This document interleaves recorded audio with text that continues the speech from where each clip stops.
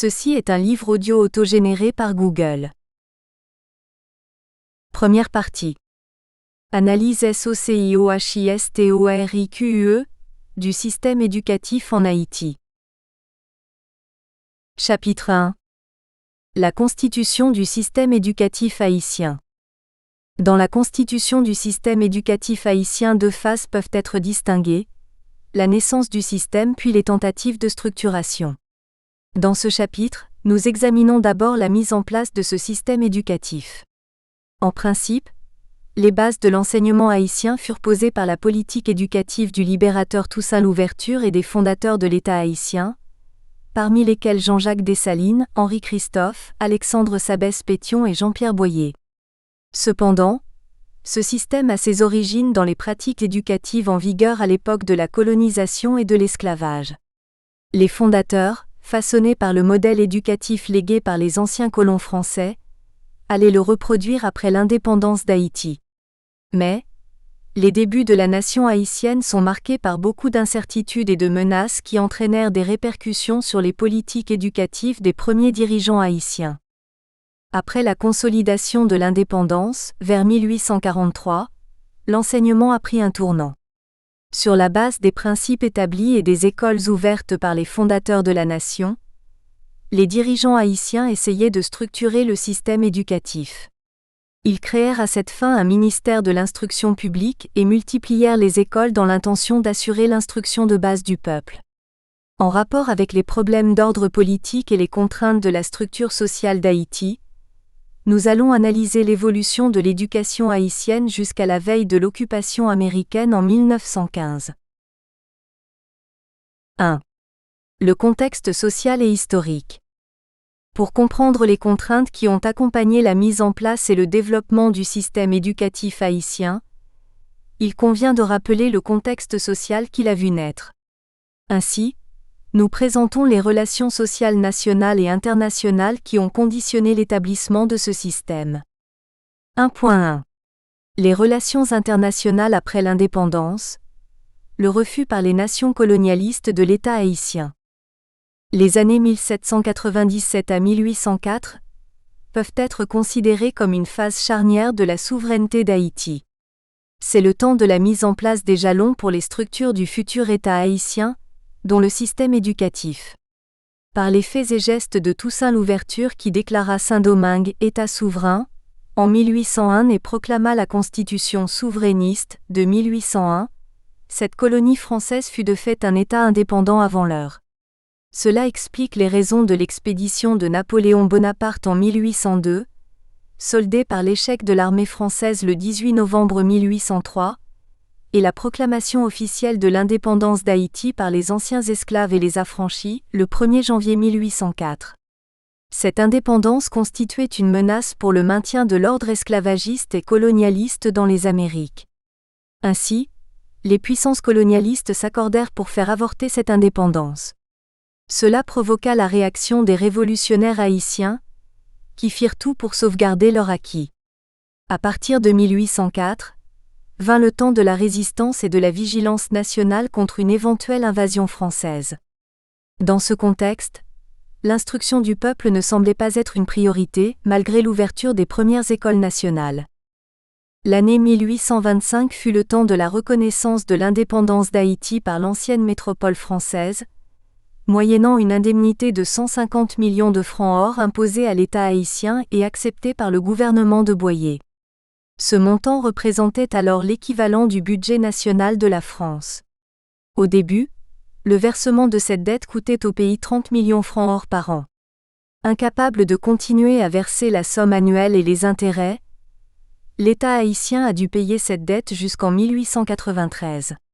En 1938, elle fut acquittée par des banques nord-américaines qui rachetaient le système bancaire haïtien. Cette première période de la nation haïtienne fut marquée par l'hostilité des métropoles colonialistes, France, Angleterre, Allemagne, Espagne, Portugal, États-Unis, etc., qui voyaient dans l'indépendance d'Haïti un mauvais exemple pour leur colonie. Ils s'alliaient pour isoler et combattre Haïti, tout en ménageant des relations commerciales avec la riche et ancienne colonie française. Pour illustrer ce fait, l'historien Joachim rappelle Fait unique dans l'histoire contemporaine, tous les États se sont abstenus de nouer des relations diplomatiques avec la jeune nation pendant les 21 ans et demi que l'ex-métropole s'y refusa. Les rapports internationaux d'Haïti avaient un caractère essentiellement commercial. Comme prévu, l'exemple d'Haïti allait attirer l'attention des colonies espagnoles et portugaises de l'Amérique latine et des Caraïbes. De 1808 à 1825, le mouvement anticolonial et anti-esclavagiste a pris une grande extension dans la région. Le rôle d'Haïti dans ce processus a été déterminant.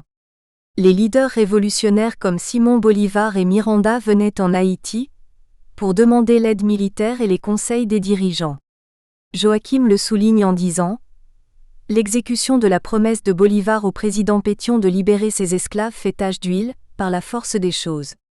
En 1821, l'esclavage est déclaré aboli au Venezuela et en Colombie. L'exemple sera bientôt suivi dans les autres régions. L'avènement d'Haïti, première république noire dans le monde qui s'est libérée de l'esclavage et de la colonisation, a aussi favorisé le développement d'un mouvement de sympathie chez les citoyens révolutionnaires ou humanistes des métropoles européennes.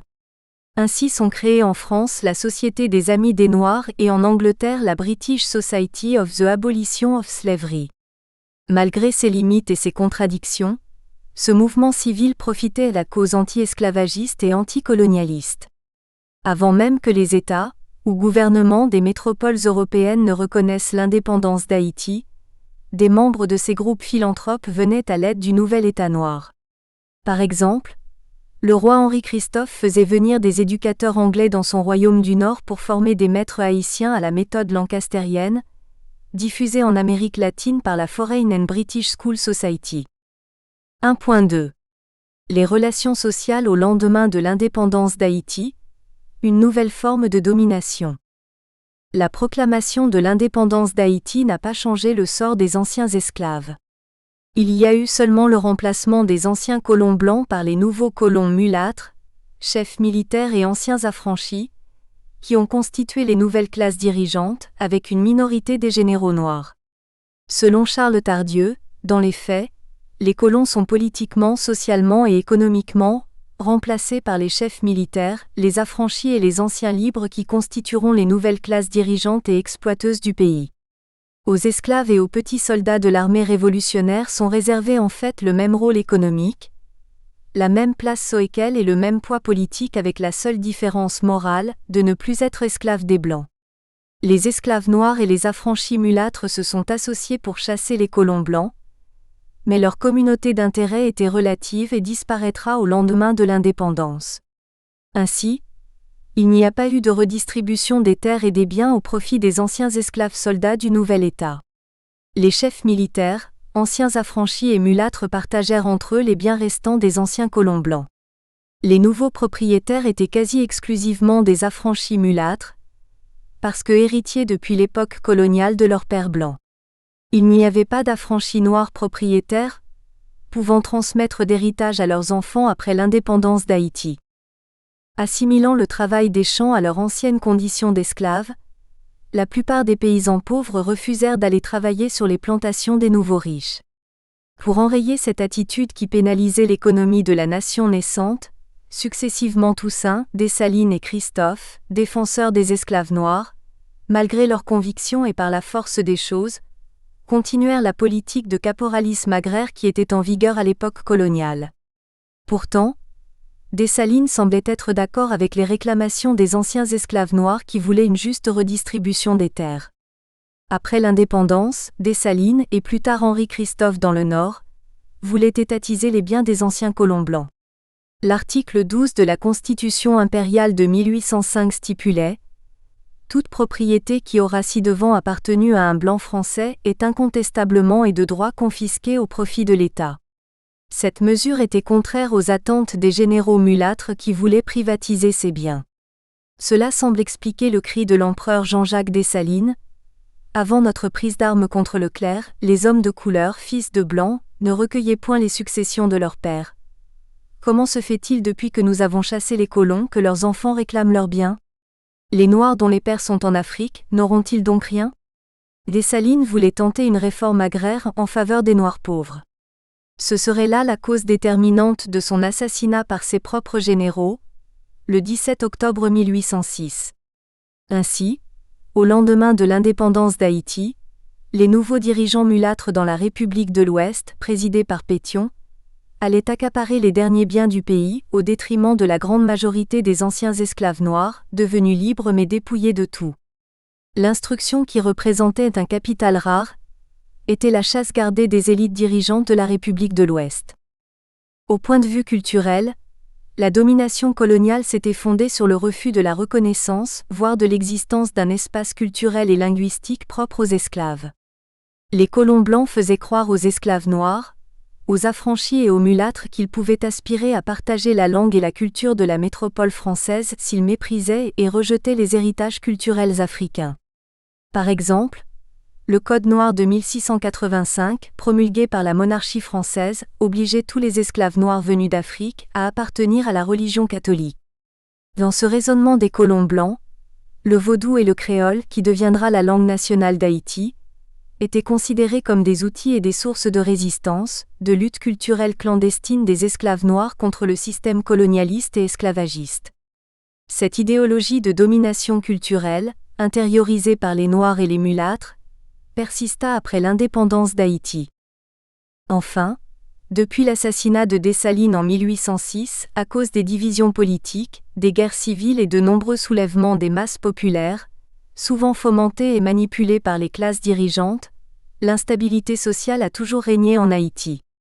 L'histoire d'Haïti est une histoire de révolte populaire, de révolution politique, caractérisée par une succession de projets politiques qui n'ont pas été réalisés. Les dirigeants n'ont pas pu imposer un ordre socio-économique et politique durable et profitable à l'avancement du pays. Cependant, les affranchis mulâtres ont imposé à leur profit l'ordre de la privatisation du patrimoine national et ont généré la classe bourgeoise haïtienne. Ils l'ont fait de manière directe en exerçant directement le pouvoir, ou de manière indirecte par la politique de doublure, utilisation des vieux généraux noirs comme doublure après la Révolution de 1843. Ces premiers éléments permettent d'expliquer les obstacles aux tentatives de réforme éducative entreprises au cours de l'histoire de l'enseignement haïtien, et de comprendre dans quel contexte le système éducatif haïtien a pris naissance et s'est structuré. Après l'indépendance d'Haïti, la terre et les quelques écoles existantes furent distribuées aux vétérans de l'armée, du sous-lieutenant au chef de bataillon et aux hauts fonctionnaires. Les autres Haïtiens furent condamnés à défricher les propriétés des nouveaux maîtres. Les mulâtres éclairés et une minorité de chefs militaires noirs. Mécontents de la politique d'ajustement financière de Boyer, des hommes d'affaires, surtout mulâtres, se sont entendus avec les chefs militaires noirs et mulâtres pour fomenter une révolte dans les rangs des paysans en leur promettant plus de liberté et de services sociaux, entre autres l'instruction. C'est l'origine du manifeste de Praslin en 1842, contre l'autoritarisme de Boyer. Cette révolte engendra la Révolution de 1843 et mit fin au long régime de Boyer. Le mouvement libéral de l'habitation Praslin, organisé par les chefs mulâtres révoltés contre Boyer, est un des trois courants de la Révolution de 1843. Le second était composé des hommes de Castelpère. C'étaient des propriétaires noirs de la région du Sud qui étaient victimes du mulâtrisme de Boyer. Il y avait enfin les masses noires du Sud, dirigées par Jean-Jacques Acao. Elles avaient leurs propres revendications traduisant leur soif de propriété, le partage égalitaire des terres. Ces trois mouvements étaient anti-Boyer, mais autonomes. Les deux premiers allaient s'unir par leurs intérêts économiques pour étouffer les revendications du troisième courant.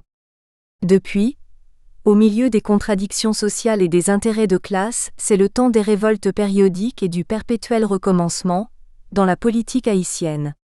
Chaque gouvernement arrive avec sa nouvelle équipe, son nouveau projet, et tend à faire table rase de ce qui existait avant lui. C'est la politique du haute-toi que je m'y mette, existant entre les élites noires et mulâtres qui s'emparent du pouvoir à force de révoltes, de soulèvements insurrectionnels et de coups d'État. Il n'y a pas eu une politique de continuité, orientée par un contrat social ou un projet national. Cette instabilité politique aura des conséquences négatives sur l'évolution de l'enseignement en Haïti. Après la réforme éducative d'Élie Dubois, secrétaire de l'instruction publique du gouvernement de Geffrard, Sylvain Salnave, ancien soldat qui s'est révolté contre le président Geffrard, prit le pouvoir et lui succéda. Les 2 ans et demi de sa présidence, 15 juin 1867 au 19 décembre 1869, sont marqués à leur tour par la rébellion de ses opposants, la répression des opposants et la division politique du pays. La plupart des enseignants grossirent les rangs antagonistes et vécurent dans la clandestinité. En 1868, le pays fut divisé en 3 républiques avec Nissage Saget au nord, Michel Domingue au sud et lui, Sylvain Salnave, dans l'ouest. Après Salnave et la réunification du pays, les 2 autres concurrents devinrent tour à tour présidents du pays. Les révoltes périodiques et l'instabilité politique ont régné après eux, jusqu'à occasionner l'occupation américaine en 1915. 1.3. L'éducation coloniale, jeunesse de l'éducation haïtienne. Pour comprendre les caractéristiques actuelles de l'éducation haïtienne, il convient de rappeler ses origines. Elle est marquée par un double héritage. Elle est avant tout influencée par l'éducation coloniale dont la fonction était l'intégration des esclaves noirs ou des affranchis, noirs et métis, dans le système colonial et la formation d'une partie de la main-d'œuvre nécessaire pour la production au profit des colons blancs.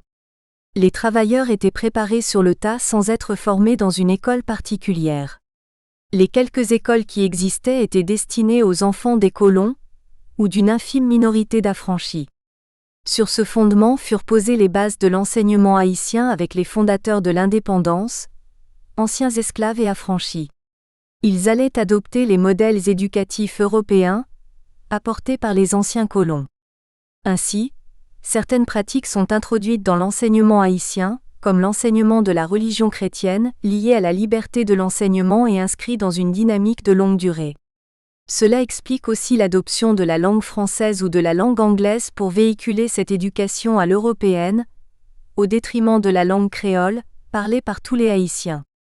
L'éducation haïtienne est aussi marquée par l'héritage de l'éducation marronne, ou clandestine des esclaves qui refusaient les pratiques du système colonial et qui cherchaient les voies de leur libération.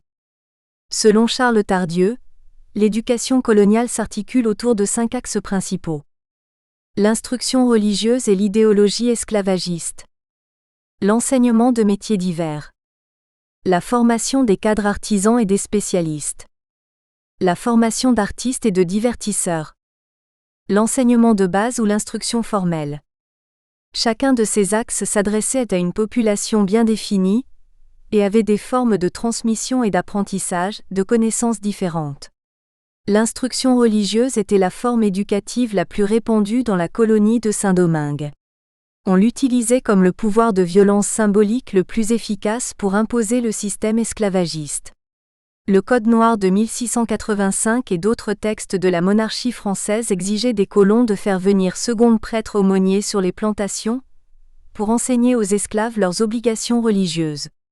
Ainsi, à côté des formes de violence physique, flagellation, mutilation des parties du corps, la religion chrétienne était utilisée comme une forme d'imposition symbolique pour assurer la reproduction des institutions esclavagistes. Même si la religion était alors utilisée dans un contexte très différent du contexte français, cette pratique d'éducation religieuse peut se comprendre en s'appuyant sur l'analyse théorique de Bourdieu et Passeron, plus précisément sur la notion de violence symbolique. Selon eux, tout pouvoir de violence symbolique, c'est-à-dire tout pouvoir qui parvient à imposer des significations et à les imposer comme légitimes en dissimulant les rapports de force qui sont au fondement de sa force, ajoute sa propre force propre, c'est-à-dire proprement symbolique, à ses rapports de force. Les auteurs utilisent cette expression, notamment dans le cas de l'autorité pédagogique de l'enseignant. Ici, on peut y recourir d'une manière cohérente dans le cas de l'autorité morale et pédagogique du religieux. Pour remplacer la main-d'œuvre spécialisée et trop coûteuse des engagés, les colons formaient sur le tas des esclaves pour occuper tous les métiers nécessaires au bon fonctionnement des plantations. Ainsi, les colons formaient dans les rangs des affranchis et des esclaves des vétérinaires, des infirmiers, des maçons, des accoucheuses, etc. Pour agrémenter la vie, les colons français favorisaient aussi chez les esclaves et les affranchis l'émergence des musiciens, des danseurs, des artistes, des peintres formés sur le tas, mais on ne favorisait pas l'instruction, instrument d'émancipation par conséquent dangereux pour le maintien du système esclavagiste.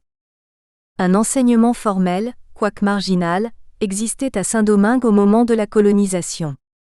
L'historien Moreau de Saint-Méry révèle l'existence d'écoles à Port-au-Prince et au Cap-Français, à la fin du XVIIIe siècle. Ces écoles peu valorisées étaient fréquentées surtout par certains fils de petits colons affranchis et blancs, qui n'avaient pas eu les moyens d'envoyer leur progéniture en métropole. La plupart des colons blancs envoyaient leurs fils s'instruire plutôt en métropole, dans les écoles et universités destinées à une élite de bourgeois et de nobles. D'un autre côté, l'éducation marronne, pratiquée dans le maquis par les esclaves libérés, s'articulait autour de deux axes, le vaudou et le créole. Le vaudou tient ses origines de l'Afrique, mais historiquement il constitue en Haïti un espace de rupture et de transgression de l'ordre social et politique établi, c'est-à-dire le système esclavagiste et colonialiste. Au-delà de ses caractéristiques religieuses, le vaudou est un espace culturel d'éducation clandestine et subversive contre le statu quo. Selon l'historien Apollon, le curriculum de l'instruction religieuse du vaudou est constitué par un mythe historique, du grand combat d'Eloa, esprit, contre l'impérialisme naissant. C'est, entre autres facteurs, ce soulèvement imaginaire qui a rendu possible la libération des bandes d'esclaves et l'indépendance d'Haïti. Depuis le temps de la colonisation, les esclaves et les affranchis avaient la soif de l'instruction, considérée comme un instrument d'émancipation et de promotion sociale. L'instruction est aussi le véhicule de la civilisation écrite et l'instrument de la domination des colons instruits sur les esclaves analphabètes. Par conséquent, elle était en quelque sorte la pomme défendue aux esclaves. Le créole, véhicule de leur civilisation orale, était leur outil de communication. Ainsi, une opposition est créée entre la civilisation écrite, transmise en français, et la civilisation orale, transmise en créole. Le vaudou, symbole et partie intégrante d'une culture de résistance, est véhiculé en créole qui demeure un instrument de transmission des valeurs éducatives en Haïti. 2. La mise en place du système éducatif, ou la réalisation limitée des lois et des projets éducatifs. La mise en place du système éducatif après l'indépendance d'Haïti est marquée par l'élaboration d'une série de lois et de projets éducatifs qui n'ont pas été appliqués ou suivis. Cela explique la répétition des réformes éducatives qui n'ont pas abouti. Pour comprendre cette caractéristique du système, examinons ses débuts. 2.1. La politique éducative de Toussaint et de Dessalines, pierre angulaire de l'enseignement haïtien, 1801-1806. Du point de vue historique et sociologique, le gouvernement de Toussaint Louverture est considéré comme une phase charnière de la gestation du système d'enseignement haïtien. La Constitution de 1801 de Toussaint favorisait la liberté de l'enseignement et rendait obligatoire la religion catholique romaine. Dans la stratégie de Toussaint, la religion et l'éducation étaient des moyens privilégiés pour jeter les bases d'un État-nation et pour se faire accepter par les puissances étrangères. Ainsi, il s'adressa à l'Église catholique et aux institutions européennes de l'instruction pour réaliser son projet éducatif. Malgré sa politique d'autonomie, il voulait conserver les valeurs de la culture française pour chercher l'émancipation et la reconnaissance de son peuple. Sa politique éducative consistait entre autres à organiser une commission d'instruction, à créer des écoles et à favoriser l'intervention des éducateurs européens pour instruire les anciens esclaves noirs. Cependant, du point de vue politique, on peut considérer que le système éducatif haïtien proprement dit est né sous le gouvernement de Jean-Jacques Dessalines, 1804 à 1806. En effet, dès 1805, les premières lois pour l'établissement de l'instruction publique sont votées.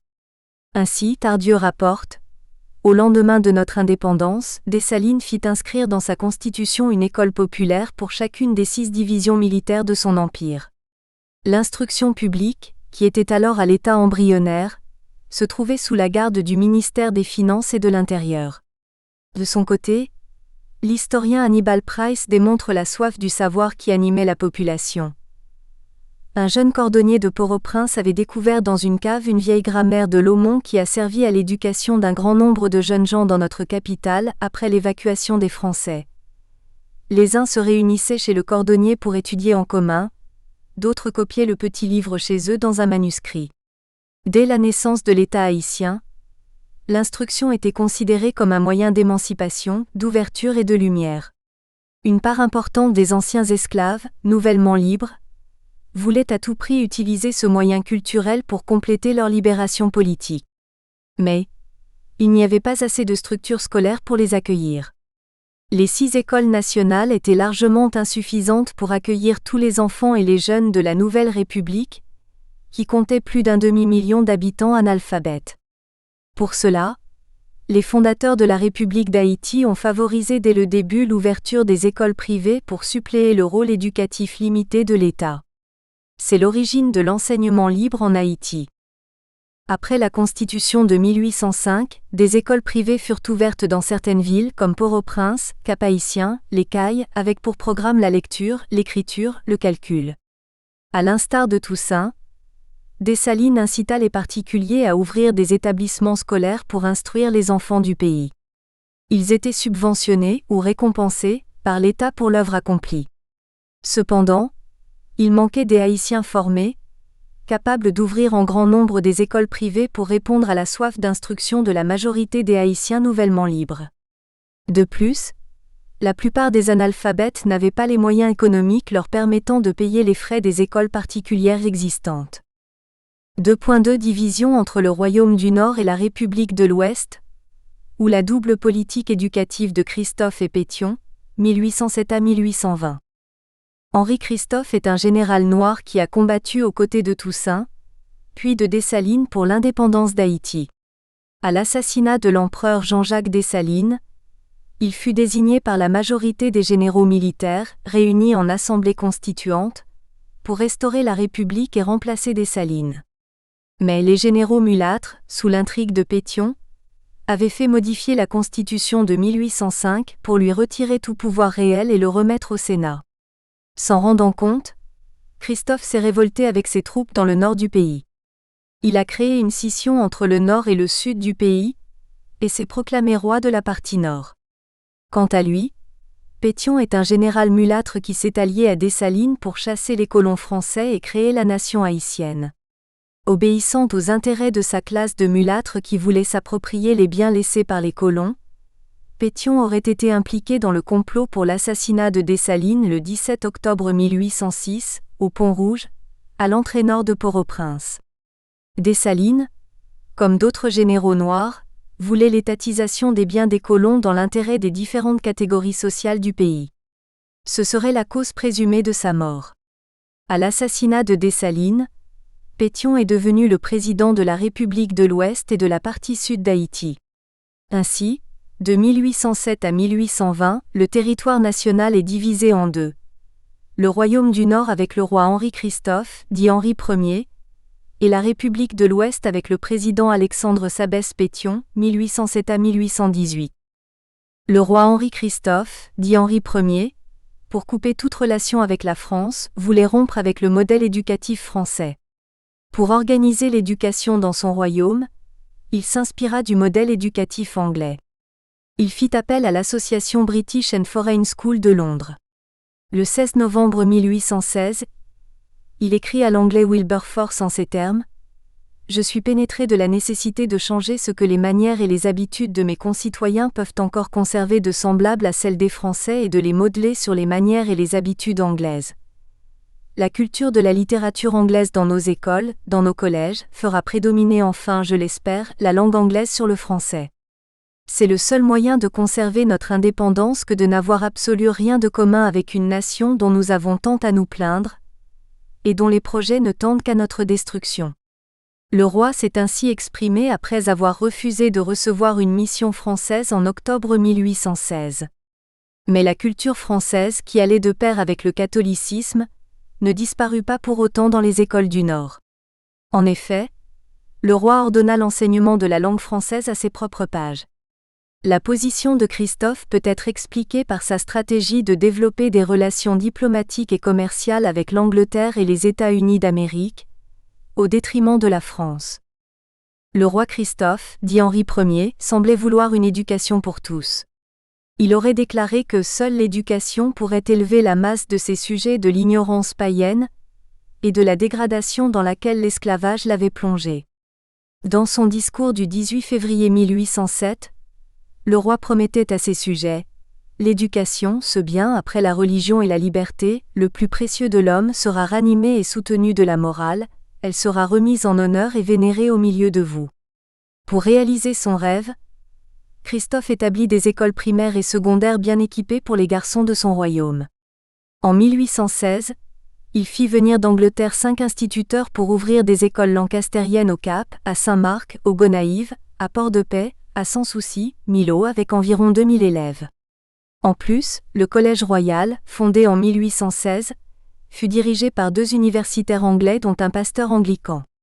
Sous sa vigilance, une chambre royale d'instruction publique élaborait les programmes, choisissait les livres. Les établissements étaient surveillés par 3 inspecteurs qui correspondaient avec la chambre royale, au sujet du fonctionnement et des besoins des établissements. En plus, il établit un collège central, secondaire, dans chacune des 3 divisions militaires de son royaume et une école primaire dans chacun des 6 chefs-lieux d'arrondissement et 6 autres écoles primaires dans les plus importantes paroisses de ces arrondissements. Il concéda dans chaque grande ville ou bourg un local pour la tenue de ces écoles. 2 universitaires anglais y professaient. L'un y enseignait les mathématiques, les sciences physiques et naturelles. L'autre enseignait les belles-lettres, l'éducation morale et religieuse. À cela, on ajoutait le perfectionnement en anglais, en histoire, en géographie et en latin. Il y avait au total une 15aine d'écoles dans le royaume du Nord. Le roi Christophe ordonna aux parents de son royaume d'y envoyer leurs enfants, sous peine de punir les récalcitrants. Il introduisit aussi l'instruction dans l'armée. Une école d'enseignement primaire fut instituée dans chaque régiment pour apprendre gratuitement à lire et à écrire, et les éléments d'arithmétique. Une chambre des casernes était affectée à cette école. Le roi Christophe se révéla un véritable civilisateur et visionnaire. L'instruction était pour lui un moyen prioritaire pour assurer la stabilité et la grandeur du pays. Pour apprécier la politique éducative de Christophe, il convient de la placer dans son contexte. Quand on considère qu'au début du XIXe siècle, l'instruction était un bien rare, même dans les pays dits grandes puissances du monde, comme la France, l'Angleterre, ces initiatives de Christophe apparaissaient hors du commun dans une nation naissante qu'il était appelé à construire. Du côté de la République de l'Ouest, la politique éducative du président Alexandre Sabès Pétion était élitiste. Plus instruit qu'Henri Christophe, Pétion n'était pourtant pas aussi intéressé que lui pour répandre l'instruction dans la Nouvelle République. L'article 36 de la Constitution de 1816 de la République de l'Ouest prévoit « Il sera créé et organisé une instruction publique, commune à tous les citoyens, gratuite à l'égard des parties d'enseignement indispensables pour tous les hommes et dont les établissements seront distribués graduellement dans un rapport combiné avec la décision de la République. » Cet article laisse entendre qu'il n'y a eu une politique d'instruction publique qu'à la fin du gouvernement de Pétion. Que s'est-il passé pendant son gouvernement ? Apparemment, l'extension des écoles nationales de Dessalines n'était pas une priorité. Même si l'instruction est déclarée gratuite au niveau primaire, aucun engagement n'était pris pour la disposer à la portée de tous les citoyens. De plus, le gouvernement de Pétion utilisait une clause pour restreindre l'accès au lycée qu'il avait fondé à Port-au-Prince. Ce lycée était en effet réservé aux enfants des citoyens qui ont rendu d'éminents services à la patrie et qui sont morts sans laisser de moyens suffisants pour l'éducation de leurs enfants. Cette clause fut pour une part à l'origine de l'inégalité des chances scolaires des enfants d'Haïti. L'école demeurait la chasse gardée d'un petit groupe reconnu pour son œuvre dans la fondation de la patrie. Les simples citoyens, qui n'avaient pas acquis une certaine réputation pendant la guerre de l'indépendance, n'avaient pas accès à ces écoles considérées comme un lot de récompense pour les éminents services rendus à la patrie. Alors, seuls les fils des généraux et des hauts fonctionnaires fréquentaient ces écoles. Cependant, comme le roi Christophe dans le Nord, le président Pétion faisait appel aux étrangers pour les écoles qu'il voulait implanter dans les principaux centres de la République de l'Ouest. Ainsi arrivèrent en Haïti en 1816 le pasteur John Brown et l'éducateur James Katz. Le premier pour implanter le protestantisme, le second les écoles lancastériennes. Vers la fin de la présidence de Pétion, il y avait une préoccupation pour ouvrir des maisons d'éducation et d'instruction. Mais cette instruction n'était pas à la portée de tous. Selon Brutus, certains quartiers de Port-au-Prince bourdonnaient d'écoles, des établissements dont 2 de l'État étaient à la disposition de leur jeunesse et de celle aisée de la province. Des enfants du peuple s'y hasardaient rares, parce que trop pauvres ou ayant des pères et mères illettrés qui ne voyaient pas l'importance de l'instruction. En effet, la situation de l'instruction a perpétué l'esprit d'inégalité sociale qui régnait en Haïti. Le mode de distribution de l'enseignement sous la présidence de Pétion témoigne d'une reproduction des modalités de la société coloniale de Saint-Domingue. L'ancien affranchi mulâtre se réclamait de l'instruction française et de la civilisation occidentale, au mépris de l'ancien esclave noir, relégué dans la langue créole et dans la religion du vaudou. Après 11 ans de gouvernement, le projet éducatif de Pétion se résume en 2 écoles de santé à Port-au-Prince et aux Cayes, 4 écoles nationales primaires dans les grandes villes de Port-au-Prince, des Cayes, de Jacmel et de Jérémie, un lycée de garçons et un pensionnat de jeunes filles à Port-au-Prince, quelques écoles privées qu'il subventionna et une petite bibliothèque à Port-au-Prince. Pétion n'a pas développé une politique d'éducation populaire, à la manière de Christophe, pour ne pas s'opposer aux membres de la classe de mulâtres qui voulaient remplacer les colons blancs et maintenir un système social inégal. Ainsi, nous constatons qu'il existe 2 logiques différentes entre la politique éducative du roi Christophe et celle du président Pétion. Le premier voulait multiplier les écoles et disposer l'instruction à la portée de ses sujets. Il allait même établir des écoles dans les casernes. Le deuxième était peu intéressé à l'instruction du peuple. Sous la pression de son entourage, il a instauré une politique éducative qui se révèle sélective et élitiste. Voyons quel a été le destin de ces 2 projets éducatifs, sous la présidence de Boyer. 2.3. Boyer, unificateur ou continuateur de Pétion ? 1820 à 1843. Le général Jean-Pierre Boyer, mulâtre, fut un des fondateurs de l'État d'Haïti. Secrétaire du cabinet présidentiel de Pétion, il entendit continuer la logique de sa politique éducative. À la mort du roi Henri-Christophe le 8 octobre 1820, il réunifia le Royaume du Nord et la République de l'Ouest où il était devenu président après la mort de Pétion en 1818. La mise en place du système éducatif haïtien allait être renforcée sous sa présidence. L'article 11 du décret de 1819 précise : il sera établi aux frais de l'État 4 écoles primaires destinées à l'instruction élémentaire des enfants des citoyens, tant civils que militaires qui auront rendu des services à la patrie. L'article 18 de ce même décret stipule : il pourra être établi par la suite de nouvelles écoles primaires dans les autres villes de la République, si l'utilité en est reconnue. Ce même article 18 envisageait des écoles spéciales aux frais de l'État, où seront admises les demoiselles dont les pères, morts au service de la patrie, en se signalant, n'auraient pas laissé les moyens de les élever convenablement. Ainsi, sous le gouvernement de Boyer comme sous celui de Pétion, une loi détermina la catégorie des enfants pouvant franchir le seuil des écoles de l'État. La loi du 4 juillet 1820 du gouvernement de Boyer consacrait le décret de 1819 en réaffirmant que les écoles nationales étaient destinées à l'instruction gratuite élémentaire des enfants des citoyens, tant civils que militaires, qui avaient rendu des services à la patrie. Boyer rétablit aussi la commission de l'instruction publique, initiée par Toussaint. Boyer est connu comme le président qui se maintint le plus longtemps au pouvoir, 1818 à 1843, et qui s'intéressa le moins à l'instruction du peuple. Préoccupé par les différents soulèvements sous son gouvernement, il aurait dit : semer l'instruction, c'est semer la révolution. Après l'annexion de la partie est de l'île en 1822, il fermait l'université de Santo Domingo, créée par le roi d'Espagne, et la remplaçait par une école primaire lancastérienne. Il aurait fondé 6 écoles primaires lancastériennes dont 2 dans la partie orientale de la Nouvelle République. Pressoir rapporte : tous les directeurs étaient des Haïtiens et l'enseignement était donné en français même dans les écoles de la partie espagnole. Quand on sait que tous les dominicains parlaient l'espagnol, la langue de l'ancienne métropole, on comprend que cette politique d'imposition de la langue française fut incompatible avec la réalité sociale de la partie orientale de l'île d'Haïti. Faisant le bilan des écoles de Port-au-Prince, Pressoir rapporte qu'il y avait, en 1839, 1000 élèves pour les écoles primaires et le lycée, soit 80 à l'école lancastérienne, 150 au lycée Pétion, 450 dans 15 écoles privées de garçons, 200 dans 8 écoles de filles et 120 reçoivent l'instruction à domicile. Ainsi, on remarque que depuis le début du système éducatif haïtien, la plupart des élèves à Port-au-Prince fréquentaient les écoles privées. Cependant, en 1841, Schulcher estimait que 1000 enfants au plus recevaient l'instruction publique sur une population de 700 000 âmes, y compris les habitants de la partie est de l'île.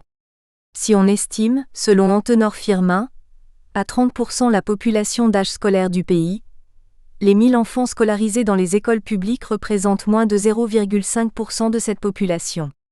Néanmoins, des particuliers répondaient aux demandes d'instruction des jeunes dont les parents étaient à même de payer leurs études. Ces particuliers avaient aussi le soutien moral et financier du président Boyer et de sa commission de l'instruction. Boyer continua à développer la Bibliothèque nationale, la seule existante dans le pays créée par Pétion. En juillet 1825, on pouvait compter 444 volumes dans cette bibliothèque.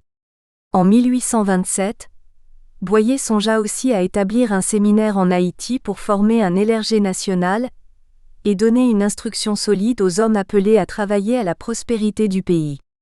Ce projet de Boyer verra le jour plus tard, avec la fondation du petit séminaire Collège Saint-Martial en 1871 et celle du grand séminaire Notre-Dame en 1952. Le 19 novembre 1829, s'adressant aux membres de la commission de l'instruction, le président Boyer aurait déclaré : « L'instruction publique fondée sur la religion et la morale est une des principales bases de la prospérité des peuples. Je compte sur vous pour me seconder dans ce point. » Ainsi, plusieurs des fondateurs de la République d'Haïti accordaient une grande importance à la religion chrétienne dans l'éducation haïtienne. Sous les gouvernements des 5 premiers dirigeants et fondateurs de la nation haïtienne, les bases du système éducatif haïtien sont jetées. Ce nouveau système est caractérisé par une double logique. La logique populaire, initiée par Toussaint, Dessalines et Henri Christophe, reconnus comme défenseurs des Noirs déshérités, et la logique d'étitisme, initiée par Pétion et Boyer, reconnus comme défenseurs des mulâtres privilégiés de l'ancien système colonial par rapport aux esclaves noirs. Sous la présidence de Pétion et Boyer, les écoles secondaires étaient réservées aux fils des vétérans de l'armée et des hauts fonctionnaires. Les fils des paysans et des prolétaires n'y avaient pas accès. D'autre part, la place réservée à la religion chrétienne, appelée à véhiculer des valeurs morales, est très importante dans le nouveau système éducatif haïtien. Il convient aussi de souligner le caractère de gratuité de l'instruction publique et la liberté d'enseignement prônée par les fondateurs de l'enseignement haïtien. 3. La structuration du système d'enseignement. Les bases du système d'enseignement d'Haïti étant posées, malgré les limites, il fallait les structurer. À cette œuvre se sont attachés certains dirigeants haïtiens, après le long régime du président Boyer. Dans cette lignée, de 1844 à 1915, se situent les œuvres ou projets éducatifs des formateurs distingués comme Honoré Ferry, Élie Dubois et Tertullien Guilbeault.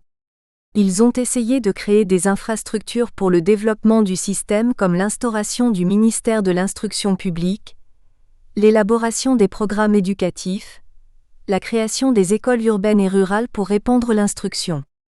Entre-temps, le Concordat de 1860 venait renforcer la collaboration entre l'Église catholique et l'État haïtien. Cet acte diplomatique a eu des effets sur le rôle déterminant que les écoles catholiques allaient jouer dans l'enseignement haïtien.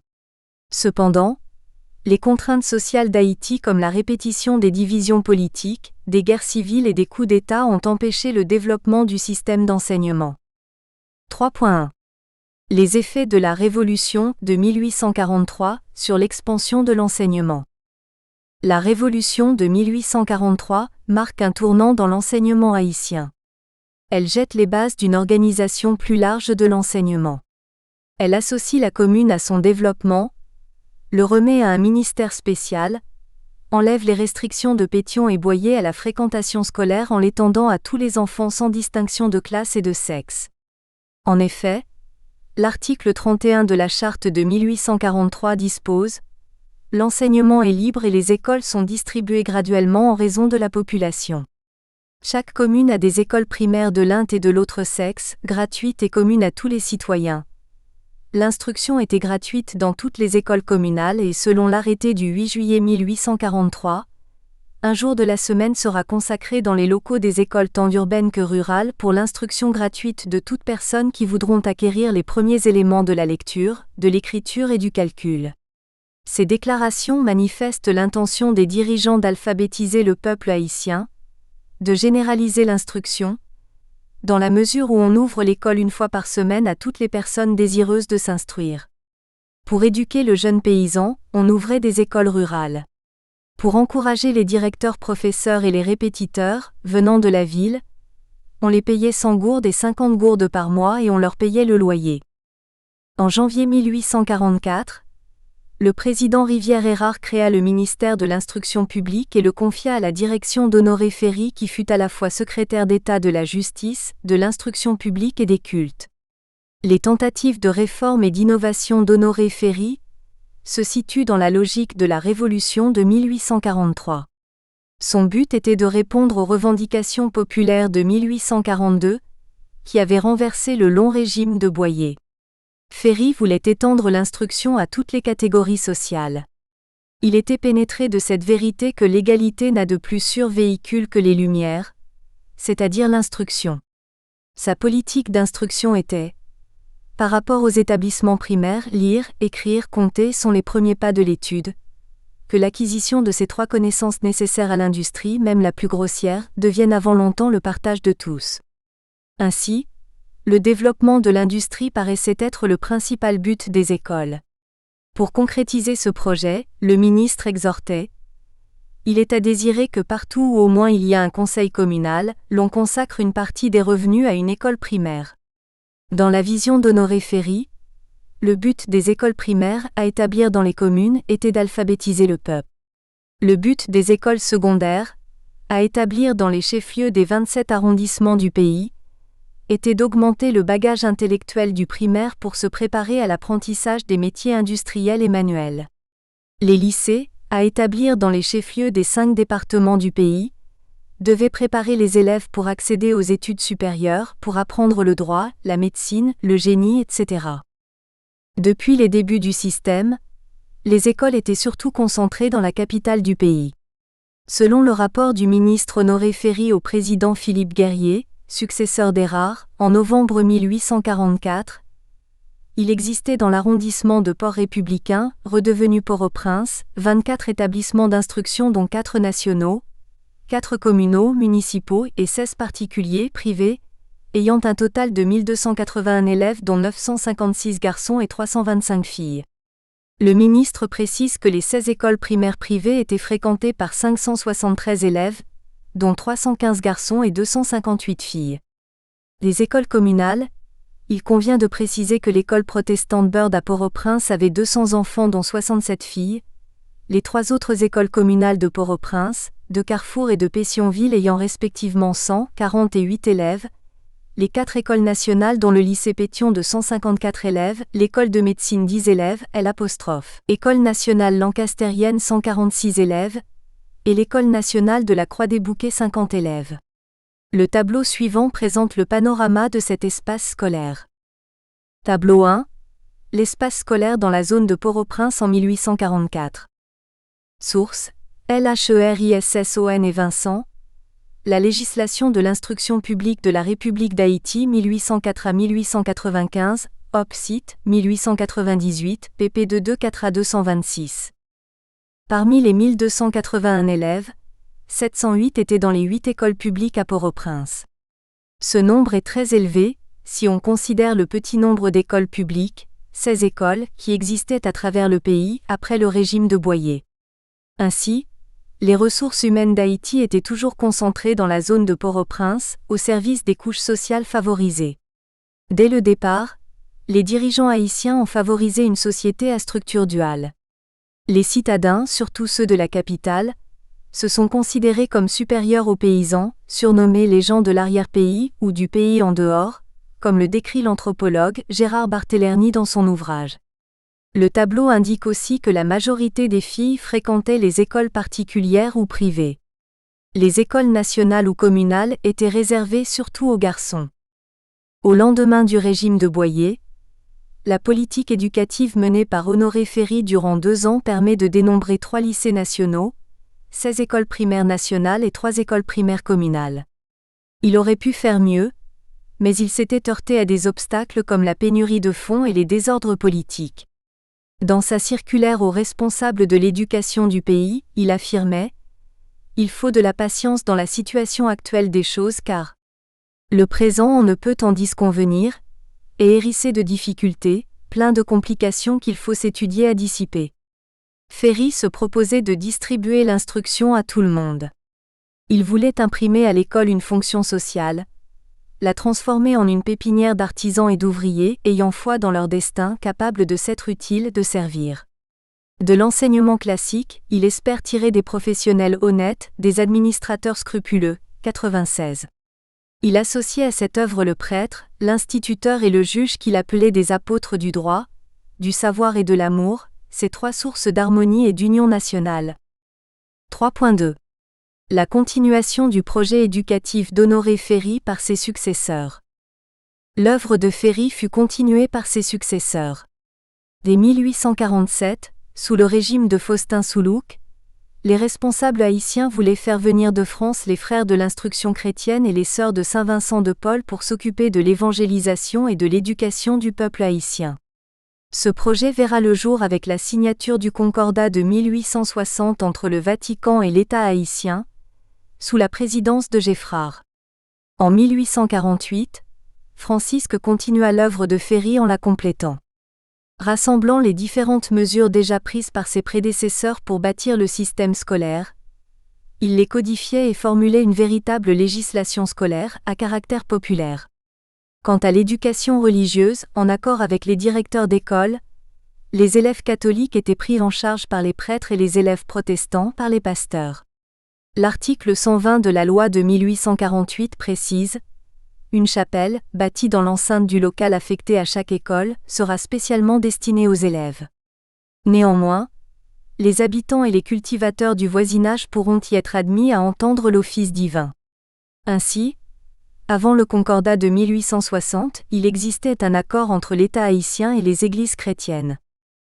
Sous l'impulsion du ministre Francisque, étaient ouvertes les écoles secondaires des Gonaïves, de Jacmel et de Jérémie. Soucieux d'une répartition logique des biens du pays, tout en ménageant les intérêts des chefs militaires et des fonctionnaires, Francisque promulguait des lois qui favorisaient l'entrée de toutes les catégories sociales dans les 3 lycées du pays, de Port-au-Prince, du Cap-Haïtien et des Cayes. Pour dissimuler les différences sociales existantes, Francisque imposait un uniforme simple et peu coûteux aux élèves. Les maîtres des écoles publiques, quant à eux, portaient le costume noir. Par le port d'uniforme, le ministre entendait diminuer les différences sociales existant entre les élèves et les enseignants. Mais dans la pratique, les différences sociales apparaissaient sous d'autres formes, car les familles les plus aisées achetaient le tissu de la couleur demandée, mais de qualité supérieure et d'une meilleure confection. La politique éducative de Ferry puis de Francisque sera suivie par leurs successeurs Lysius Salomon, Jean Simon, Élie Dubois et J.B. Damier.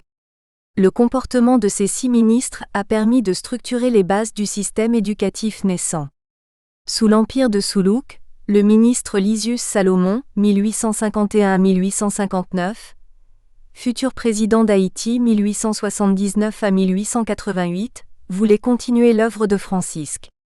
Pour augmenter la fréquentation scolaire, Salomon faisait voter la loi du 2 juillet 1852, renforçant celle du 29 décembre 1848 et obligeant les parents, sous peine de sanction, à envoyer leurs enfants à l'école. Sous le ministère de Salomon, chaque paroisse avait au moins une école primaire, fréquentée à des heures différentes par les garçons et par les filles. On prévoyait aussi des écoles pour les enfants placés en domesticité, reste avec, et pour les prisonniers. Selon son rapport de 1854, l'État entretenait dans 51 des 57 paroisses du pays 62 écoles primaires et 4 collèges pour un effectif de 9000 élèves des 2 sexes. La capitale Port-au-Prince, à elle seule, comptait 1900 élèves. Selon Antenor Firmin, en 1854, la population d'Haïti était de 1 236 527 habitants. Les enfants d'âge scolaire, de 5 à 20 ans, représentait 30% de cette population, soit 379 968 Haïtiens en âge d'être élèves et étudiants. Et les 9000 élèves représentaient 0,72% de la population totale et 2,69% des enfants d'âge scolaire. Cependant, à ce nombre, il convient d'ajouter les élèves des écoles privées non recensées. Après l'empire de Soulouk, le général Geffrard, 1859 à 1867, réinstaura le régime présidentiel. Il parvint au pouvoir le 15 janvier 1859. Dès le 2 février, il ordonna une campagne scolaire. L'objectif des 3 ministres de l'instruction du gouvernement de Geffrard, Jean Simon, Élie Dubois et J.B. Damier, était de transformer l'haïtien en un agent de prospérité de la nation. Lui montrer que l'esprit n'est pas un moyen d'asservissement mais une force de libération et que l'instruction n'est pas une fin en soi, mais le garant de ses prérogatives, de ses obligations, de sa liberté. Pendant les 13 mois de son ministère, Jean Simon a mis sur pied 67 écoles primaires nationales dont 20 pour les garçons, 7 pour les filles et 40 dans les zones rurales. En mars 1860, son successeur Élie Dubois rapporte qu'il y a 133 écoles nationales dans le pays. Environ 10 000 enfants y recevaient l'instruction gratuite. Simon faisait aussi subventionner les écoles particulières, tout en réservant à l'État la faculté d'y placer un certain nombre d'élèves. Ainsi, entouré d'hommes dévoués, le président Geffrard considéra l'école comme un facteur déterminant de la démocratie et de la stabilité sociale. Dans sa politique éducative, il octroyait des bourses d'études en France aux étudiants haïtiens. Il favorisait le recours constant aux professeurs et matériel étrangers pour combler les carences, les postes vacants et faire fonctionner les écoles nationales. Il négociait activement le Concordat de 1860 qui a favorisé l'établissement des écoles congréganistes catholiques à travers le pays, puis a confié la charge de l'instruction publique des populations rurales aux curés des paroisses. Ainsi, avec Geffrard, le caractère universaliste de l'enseignement haïtien est renforcé, ce qui a ses limites et ses avantages. Les limites sont le manque de caractère national de l'enseignement donné, dans son contenu comme dans sa forme. Par manque d'infrastructures nationales, la plupart des matériels pédagogiques et didactiques viennent de l'étranger, surtout de France. Par manque de ressources humaines nationales, les meilleurs enseignants, modelés et conditionnés par le système éducatif de leur pays, viennent surtout de France. Les avantages sont l'ouverture de la République d'Haïti au monde international. Le caractère international de l'enseignement haïtien est un atout pour le développement du pays. Mais, les premiers dirigeants haïtiens avaient aussi une stratégie politique. Il s'agissait de préparer une élite haïtienne cultivée intellectuellement pour assurer l'intégration d'Haïti au rang des autres nations dites civilisées. La politique éducative du gouvernement de Geffrard est marquée surtout par l'action de son ministre de l'Instruction publique, Élie Dubois. Elle se caractérise par l'importance donnée à la religion chrétienne dans l'éducation haïtienne. Élie Dubois précisait : « J'ai dit que je n'admettrai jamais que l'instruction classique doive marcher sans l'instruction religieuse. Et s'il fallait opter entre les deux, si j'étais forcé de choisir, je le dis sans hésitation, je voterai en faveur de l'instruction religieuse. Car toujours pour moi ce sera le cœur qui fera l'homme plutôt que l'esprit. » À la fois ministre des cultes et de l'instruction publique, il favorisait la négociation du Concordat de 1860. L'enseignement de l'histoire et de la géographie d'Haïti est le deuxième domaine qui préoccupait Dubois. Pour pallier le manque de manuels scolaires d'histoire et de géographie, il publiait l'avis suivant : le gouvernement met au concours un abrégé de l'histoire d'Haïti et un en géographie d'Haïti, qui seront suivis dans les écoles nationales de la République. Cette initiative de Dubois indiquait la voie à suivre pour adapter l'enseignement à la réalité environnante du pays. En effet, l'histoire et la géographie sont par exception des disciplines dont l'enseignement a plus ou moins pris en compte, dès le début, l'environnement haïtien. Presque toutes les autres matières sont inspirées des réalités extérieures au pays. La famille est le troisième pôle de la politique éducative de Dubois. Il la considère comme le moyen privilégié de consolider la jeune nation qui réclame la lumière de ses citoyens. Avant de quitter le ministère de l'Instruction publique, le 27 juillet 1861, il écrivait aux parents des élèves des écoles nationales en les exhortant : « Le gouvernement leur aux élèves distribue à pleine main le pain de l'intelligence, qu'ils s'en nourrissent et apprennent de vous ce que leur vaudront dans l'avenir, l'habitude du travail et la culture de l'esprit. Envoyez donc vos enfants et toujours à l'école, ne les retenez pas chez vous sous de futiles prétextes.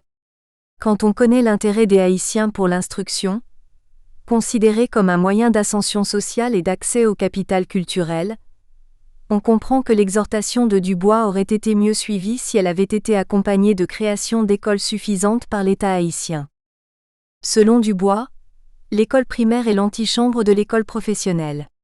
Les élèves du primaire doivent être orientés vers la profession de leur choix, en attendant l'entrée dans des écoles professionnelles pour perfectionner leurs dispositions. Soutenu par le président Geffrard, il fit venir des techniciens étrangers pour fonder des écoles professionnelles. Celles-ci ne voyaient pas le jour à cause des contraintes diverses, comme les révoltes politiques, les difficultés de financement et de recrutement des professeurs. Dubois a aussi institué un corps d'inspecteurs salariés, attachés uniquement à leur emploi. Faisant son bilan en octobre 1861, selon Edner Brutus, il rapporte qu'il y avait dans le pays 242 écoles dont 4 lycées nationaux, 2 pensionnats de demoiselles, 90 écoles nationales rurales, 89 écoles nationales de garçons, 50 écoles nationales de filles, 2 lycées privés et 5 autres écoles particulières subventionnées par l'État. À cela, on ajoute l'école de droit, l'école de musique, une école de dessin et de peinture. À son actif de 20 mois de ministre de l'Instruction publique, Dubois a mis sur pied un total de 116 écoles. Élie Dubois fut remplacé par Edmond Paul. En 1863, ce ministre de l'Instruction publique considérait que l'école haïtienne formait des hommes plus propres à se consacrer aux carrières politiques, qu'à répondre aux besoins du pays et aux exigences des familles. Comme son prédécesseur, il voulait modifier cet état de fait et orienter l'école secondaire vers une formation plutôt professionnelle, adaptée aux besoins du pays, mais cela n'a pas eu lieu. Ce ministre entendait appliquer les objectifs éducatifs du président Geffrard, qui voulait à tout prix instruire le peuple haïtien. Selon Brutus, le président Geffrard allait dans les marchés et sur les places publiques exhorter les familles à envoyer leurs enfants à l'école. En janvier 1865, il faisait distribuer des fournitures classiques aux enfants du pays. Il encourageait les écoles privées, des plus importantes aux plus infimes qui aidaient ou remplaçaient celles de l'État. Ainsi, ces écoles particulières se multipliaient sous son gouvernement. Cependant, les révoltes et les conspirations politiques ralentissaient le rythme de cette entreprise de civilisation. Certaines écoles rurales étaient négligées et avaient disparu. L'exposé du ministre de l'Instruction publique de 1864 à 1865 rapporte qu'il y avait 15 697 élèves et étudiants dans les 228 écoles du pays, ou une moyenne de 12 000 élèves présents dans les 219 écoles primaires. Selon l'étude d'Antenor Firmin, la population était alors de 1 384 910 habitants dont 415 473, soit 30%, étaient des enfants et de jeunes gens d'âge scolaire, 5 à 20 ans. Les 15 697 élèves et étudiants représentent seulement 3,77% de la classe d'âge scolaire et 1,13% de la population totale. Tableau 2. Evolution des écoles publiques de 1844 à 1865. Source: Brutus Edner, Instruction publique en Haïti. 1492 à 1945, Hop site, 1948, pp 157 à 187. Selon ce tableau, pendant 21 ans, 1844 à 1865, les écoles primaires sont multipliées par 6, les écoles secondaires triplent passant de 3 à 9, et le nombre des élèves est vraisemblablement triplé. On ne dispose pas de données pour les années 1844 et 1861. Cependant, ces données ne tiennent pas compte des élèves fréquentant les écoles privées qui de plus en plus prenaient place à côté des écoles publiques. Quoi qu'il en soit, malgré les efforts du président Geffrard et de ses ministres, l'État s'occupait d'une faible part de la population en âge scolaire. Le tableau ci-dessus présente le faible développement des écoles après la Révolution de 1843. 3.3. Les enjeux du Concordat de 1860 pour l'État haïtien et pour l'Église catholique.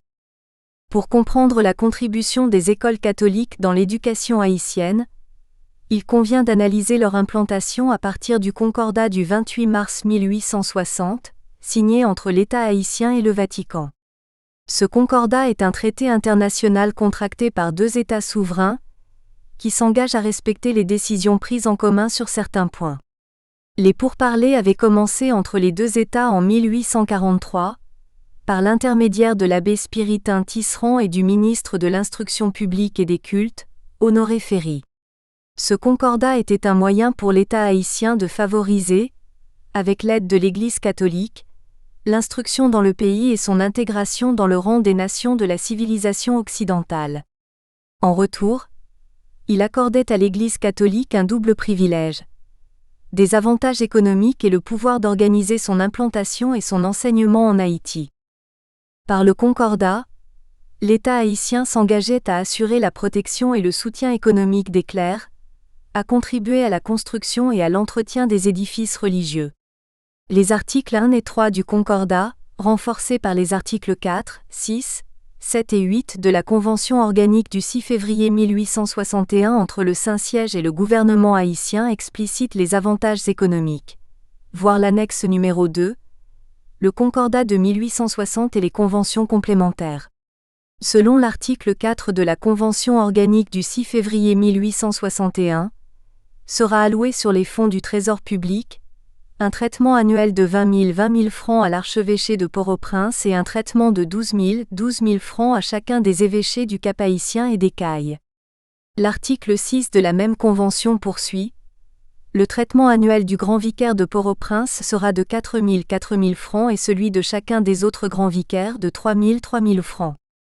À cela, il convient d'ajouter les avantages économiques de l'Église catholique, précisés par l'ensemble des 10 articles de la Convention organique du 17 juin 1862, signée entre le Saint-Siège et le gouvernement haïtien. L'article 1er de cette deuxième convention stipule: il sera alloué 1. Pour frais de tournée par an tant aux évêques qu'à l'archevêque, une somme de 4 000 francs. 2. Pour les dépenses de l'information, qui ont lieu une seule fois, à l'exaltation du prélat à l'archevêque, 6 000 francs, à chaque évêque, 4 000 francs. 3. Pour frais d'apostrophe. Installation une fois pavé à l'archevêque, 10 000 francs, à chaque évêque, 8 000 francs. 4. Pour tout frais de voyage d'Europe à Haïti, tant à l'arcla-évêque qu'à chaque évêque, 2 000 francs.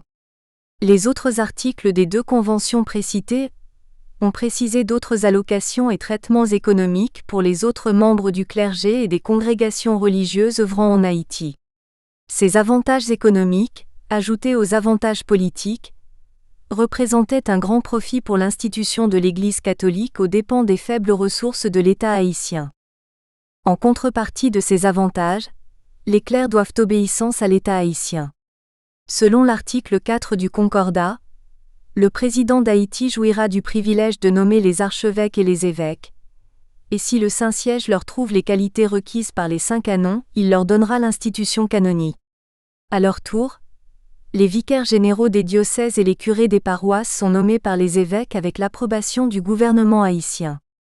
L'article 5 du Concordat poursuit: les archevêques et les évêques, avant d'entrer dans l'exercice de leur ministère pastoral, prêteront directement, entre les mains du président d'Haïti, le serment suivant: je jure et promets à Dieu sur les saints évangiles, comme il convient à un évêque, de garder obéissance et fidélité au gouvernement établi par la Constitution d'Haïti et de ne rien entreprendre ni directement ni indirectement qui soit contraire aux intérêts de la République. Les vicaires généraux, les curés et les vicaires des paroisses, ainsi que tous les membres de la hiérarchie ecclésiastique, tout chef d'école ou d'institution religieuse prêteront, avant d'exercer leur office, entre les mains de l'autorité civile désignée par le président d'Haïti, le même serment que celui des archevêques et des évêques. Ces clauses sont des indications qui expliquent le silence et la complicité des dignitaires de l'Église catholique, devant la politique des gouvernements autoritaires, voire dictatoriaux d'Haïti. Cependant, à l'occasion du passage du pape Jean-Paul II en Haïti le 9 mars 1983, sur la demande de l'Église, ce concordat a été remanié. Désormais, le Vatican n'a pas besoin de l'approbation du gouvernement haïtien pour nommer les évêques en Haïti. L'application du concordat a eu des effets considérables sur l'installation des établissements religieux et éducatifs en Haïti. Après le concordat, Considérant le lien existant entre l'Église catholique en France et la société haïtienne, le Vatican a confié à celle-là la mission de s'occuper de l'évangélisation et de l'éducation d'Haïti, l'ancienne colonie française. Ainsi, les missionnaires français apportaient avec eux en Haïti le schéma de leur système éducatif. Invités par le président Geffrard, les religieux et religieuses catholiques participaient à l'entreprise éducatrice en implantant des écoles à Port-au-Prince et dans le reste du pays. Les frères de l'instruction chrétienne ouvrent leur première école à Port-au-Prince le 30 octobre 1864. Les sœurs de Saint-Joseph de Cluny ouvrent leurs 2 pensionnats à Port-au-Prince, le 9 février et le 1er mai 1865. L'archevêque de Port-au-Prince ouvrit le collège Saint-Martial en 1865 et le remit au Père du Saint-Esprit en 1971. Les 2 premiers groupes religieux enseignants et d'autres qui suivaient leur exemple se dirigeaient vers les villes provinciales. Dans la suite, l'Église catholique allait jouer un rôle hégémonique dans l'organisation de l'éducation haïtienne. L'enseignement des écoles congréganistes surpassait en qualité l'enseignement des écoles nationales. La clientèle des classes aisées allait abandonner les écoles publiques, ou nationales, pour entrer dans les grandes écoles congréganistes privées, comme le petit séminaire collège Saint-Martial des Pères du Saint-Esprit, l'institution Saint-Louis de Gonzague des Frères de l'Instruction chrétienne, le pensionnat Sainte-Rose de Lima des Sœurs de Saint-Joseph de Cluny. L'arrivée des religieux dans l'enseignement haïtien a favorisé l'accès d'un nombre significatif d'Haïtiens à l'instruction et à la culture. Elle a provoqué en même temps de nouvelles disparités dans la société haïtienne. La connaissance, tremplin de la politique et des professions libérales dans le contexte d'Haïti, sera diffusée dans presque toutes les catégories sociales, avec des parcours différents selon les types d'écoles. Ainsi, d'autres barrières étaient dressées entre les membres issus des classes populaires et ceux de la bourgeoisie. Un écart important séparait la qualité de l'enseignement dispensé dans les écoles congréganistes et dans les écoles nationales. 3.4. Les suites de la politique éducative du président Geffrard. Comme nous l'avons déjà noté, la présidence de Sylvain Salnave, juin 1867 au décembre 1869, successeur de Geffrard, est marquée par la rébellion, la répression de ses opposants et la division politique. En 1868, le pays avait été divisé en 3 républiques. Pendant ce temps, l'enseignement se désagrégeait. En 30 mois, Salnave a vu passer 6 ministres de l'instruction publique dans son gouvernement. Aucun n'a eu le temps d'appliquer un programme de travail.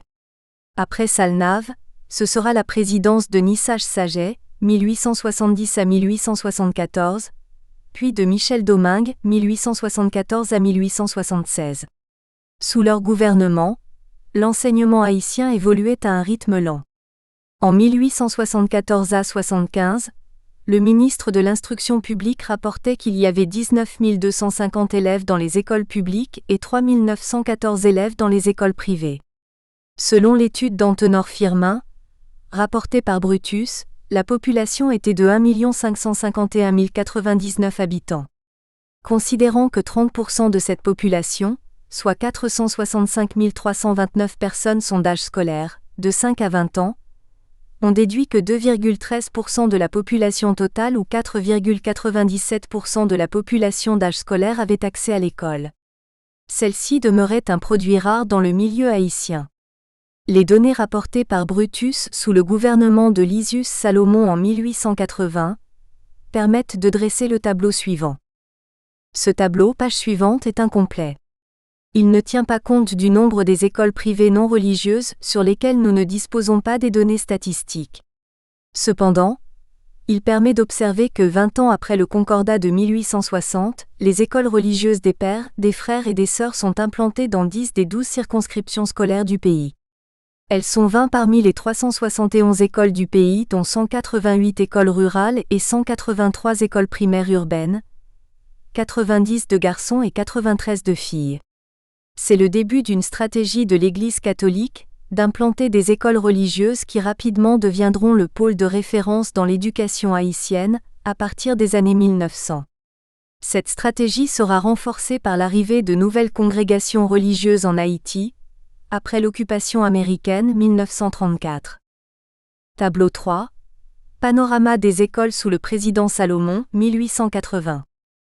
Source: Brutus Edner, Instruction publique en Haïti. 1492 à 1945, Op. Cit. 1948, pp. 284 à 286. En 1887, le ministre de l'Instruction publique rapporte l'existence de 206 écoles nationales urbaines dont 96 de garçons et 110 de filles. À ce nombre, il ajoute 400 écoles rurales dont la majorité ne fonctionnait pas. La revue de la Société d'histoire et de géographie d'Haïti parlant des écoles confirme, effectivement, il n'y eut pas le tiers fonctionnant plus ou moins. L'on percevait l'argent pour toutes cependant, les 3/4 de cet argent étaient mis dans les poches de quelques individus. Dans son rapport de 1893 à 1894, le ministre Apollon rappelle l'existence de 875 écoles dont 505 écoles rurales, 197 écoles nationales urbaines, 51 écoles urbaines religieuses, 17 écoles secondaires et lycées, 3 écoles supérieures et 102 écoles privées. Elles étaient gérées par 26 inspecteurs et sous-inspecteurs, 86 commissions scolaires et 1611 instituteurs dont 773 directeurs et directrices, 759 professeurs, 49 maîtres et maîtresses d'études et 30 répétiteurs. L'ensemble des élèves inscrits était de 38 039 dans le public et 6 503 dans le privé. Soit un total de 44 542 inscrits dont 31 824 étaient réguliers, confère tableau 4 et 5. Tableau 4. Evolution de l'espace scolaire de 1880 à 1894. Source: Brutus Edner, Instruction publique en Haïti. 1492 à 1945, Op. Cit. 1948, pp. 288 à 292. Ce tableau permet d'observer la croissance du nombre des écoles durant les 14 années, 1880 à 1894. Les écoles rurales et les écoles catholiques urbaines se sont multipliées par plus de 2, passant respectivement de 188 à 505 et de 20 à 51. Cependant, par manque de données statistiques pour les écoles privées non confessionnelles et les écoles catholiques, ce tableau ne reflète pas le nombre réel des écoles du pays pour les années 1880 et 1887. Par ailleurs, l'ensemble de cet espace scolaire était en 1894 composé et administré de la manière suivante. Tableau 5. Administration de l'espace scolaire en 1894.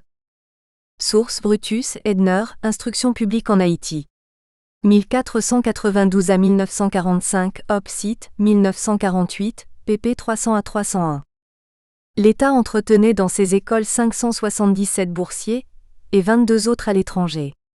En 1894, on estimait que 400 000 enfants haïtiens étaient en âge scolaire, de 5 à 20 ans, et la population était de 1 333 333 habitants. Les 31 824 élèves présents dans les écoles représentaient 8% de la population scolarisable et 2,4% de la population totale. Les 44 542 élèves inscrits représenteraient 11,13% de la population scolarisable et 3,34% de la population totale. À la veille d'un siècle d'indépendance, ce maigre résultat semble traduire le rachitisme du système éducatif haïtien. Tableau 6. Evolution de la population scolarisée d'Haïti de 1854 à 1894. 111 sources: Brutus Edner, Instruction publique en Haïti. 1492 à 1945, Op. Cit. 1948, pp. 176, 219, 255 et 302. Près d'un siècle après les débuts du système d'enseignement haïtien et dans l'intervalle de 40 ans, ce tableau illustre la lente évolution de ce système. En proportion avec l'évolution de la population en âge scolaire, on est passé de 2,7% à 8% de la population scolarisée. L'instruction demeurait un produit rare à la portée d'une infime minorité de la population haïtienne. Le bilan de l'éducation haïtienne est à déplorer, surtout si on établit un parallèle avec les pays voisins. Par exemple, Cuba a eu son indépendance seulement en 1902. Selon Edner Brutus, en 1909, sa population était de 2 048 980 habitants et sa population d'âge scolaire était de 544 445 enfants et jeunes gens. Il y avait dans les écoles 196 122 élèves inscrits, dont 127 600 étaient réguliers. Les élèves représentent 36% de la population d'âge scolaire de Cuba, contre 8% de la population haïtienne concernée. Ce bilan du premier siècle de la nation haïtienne est suivi d'une remise en question du système éducatif haïtien. Que l'école soit, dit le président Nor Alexis, 1902 à 1908, au premier centenaire de l'indépendance d'Haïti. Mais ces lois et ces projets ne changeront pas la situation, parce que les contraintes économiques sont souvent plus puissantes que les décisions législatives. Le président Alexis ouvre le lycée de Jérémie qui porte son nom et le centre professionnel d'Élie Dubois à Port-au-Prince. Son ministre de l'Instruction publique, Ultimo Saint-Armand, court à la défense des écoles publiques en disant « Tout retard que le gouvernement apporterait dans une réorganisation de cette branche importante du service public a trait la ruine définitive des établissements de l'État, au profit exclusif des écoles congréganistes qui ont pris depuis quelque temps une importance vraiment exagérée, grâce à l'incurie administrative de ces 5 ou 6 dernières années. » Le ministre Saint-Armand dénonçait la pratique des enseignants qui ne vont jamais à l'école et qui se font remplacer par des chômeurs en mal d'une pitance. Ils ont obtenu cet emploi de sinécure, grâce à des services rendus aux politiciens influents de l'époque. Le ministre Fleury Ferrer, successeur de Saint-Armand, tentera de réformer le système d'enseignement, tout en sachant que la difficulté de la tâche est très grande. La routine toute puissante et des habitudes invétérées opposeront à notre action réformatrice une résistance acharnée. Cette conscience de la réalité lui permit de prendre des mesures pour tenter une réforme éducative. Ferrer remit en vigueur la loi sur l'obligation de l'instruction primaire.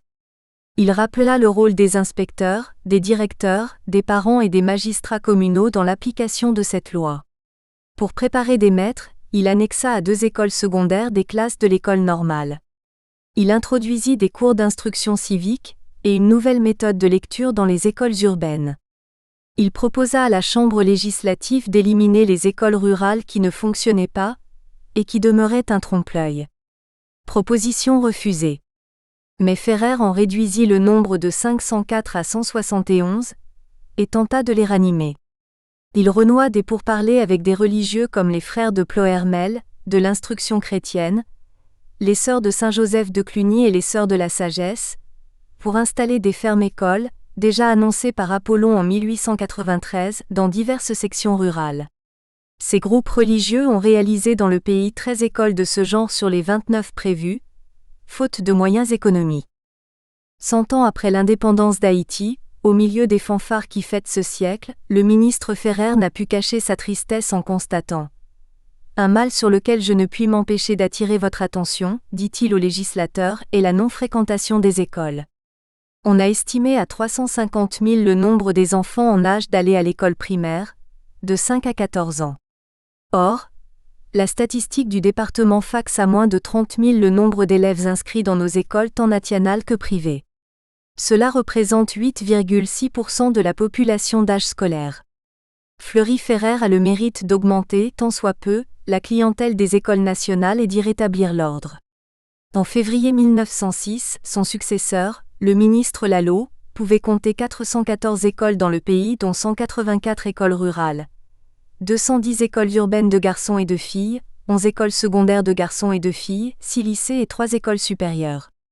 Mais selon les rapports des inspecteurs, ces écoles étaient dans un état lamentable.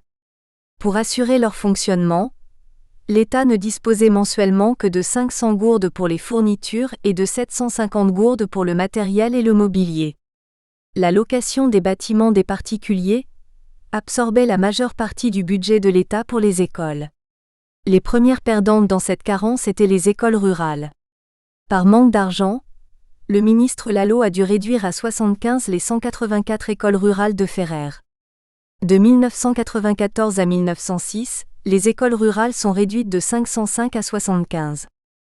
L'œuvre de Ferrer et Lalo fut suivie par celle de Tertullien Guilbault, le ministre de l'Instruction de 3 présidents éphémères de 1911 à 1913, Cincinnatus Lecomte, Tancrède Auguste et Michel Oreste, 115. Guilbault envisageait une réforme éducative.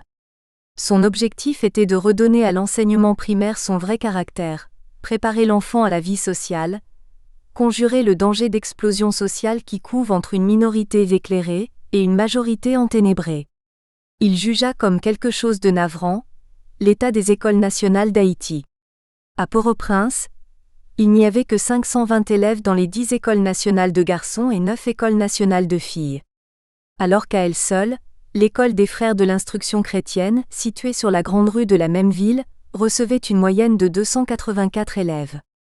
Guilbault, voulant combattre la corruption, dénonçait la politique du clientélisme qui consiste à donner un emploi à quelqu'un, non pour contribuer au développement des intérêts moraux et matériels de la nation, mais pour lui assurer un moyen de vivre.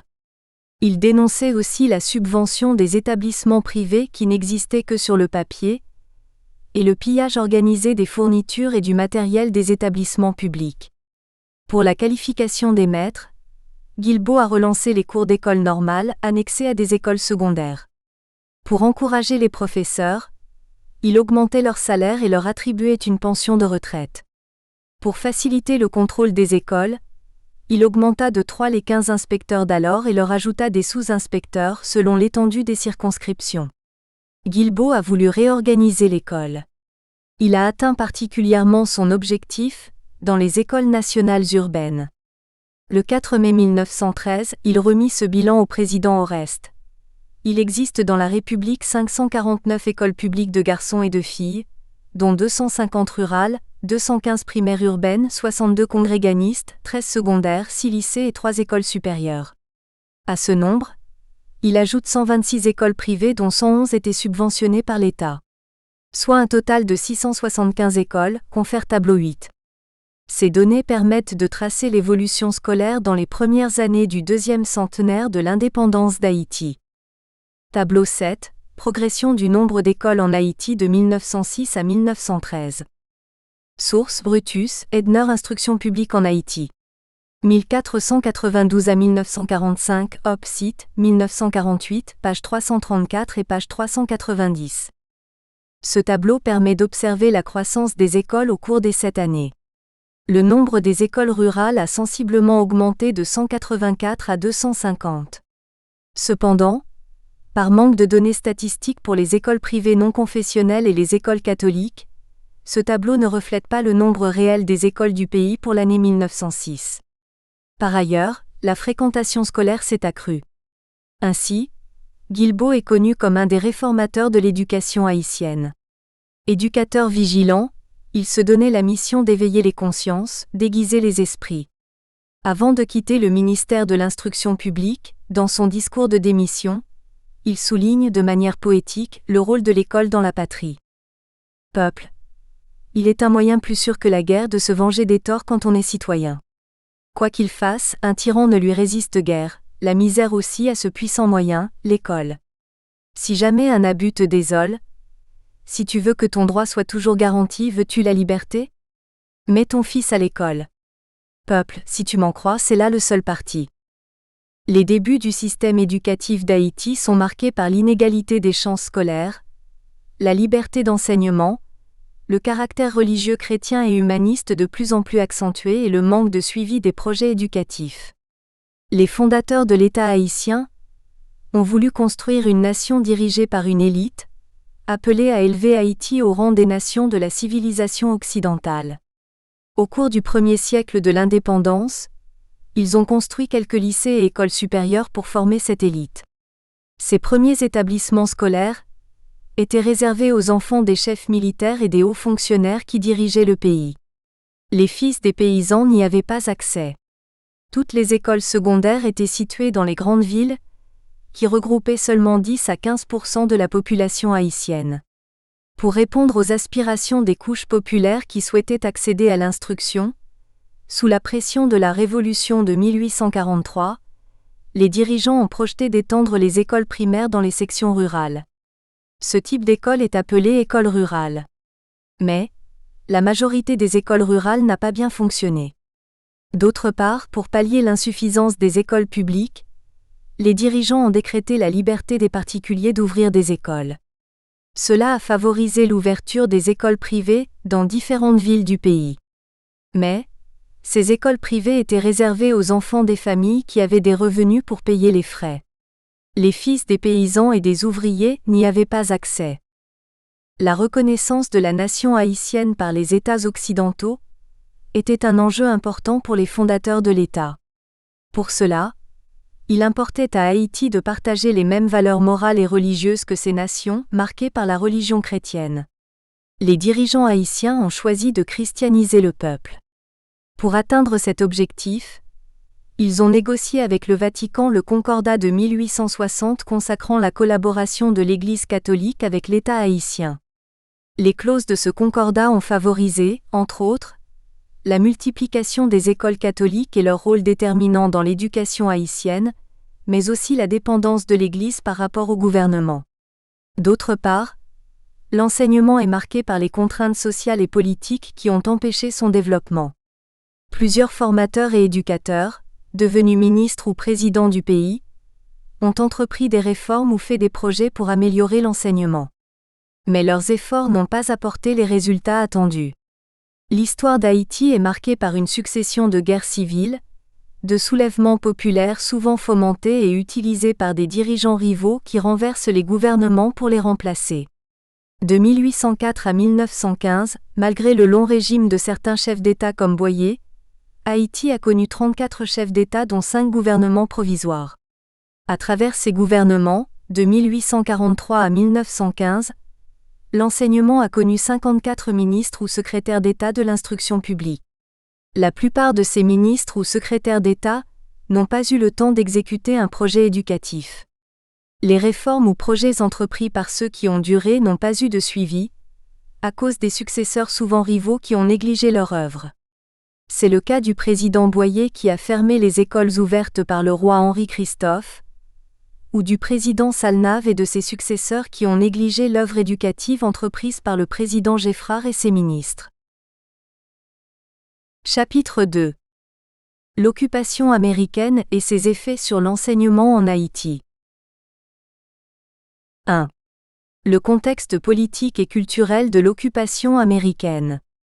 Les années 1905 à 1915 peuvent être considérées comme des années de crise durant lesquelles se prépare directement ou indirectement l'occupation américaine.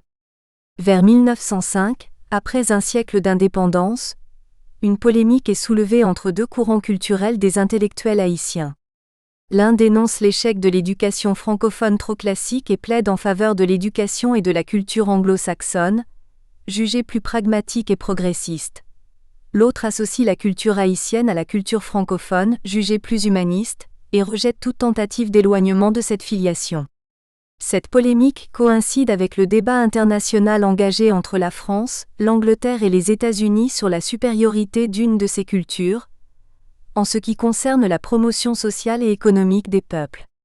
Cette crise d'identité culturelle devait s'accroître sous l'occupation américaine, 1915 à 1934.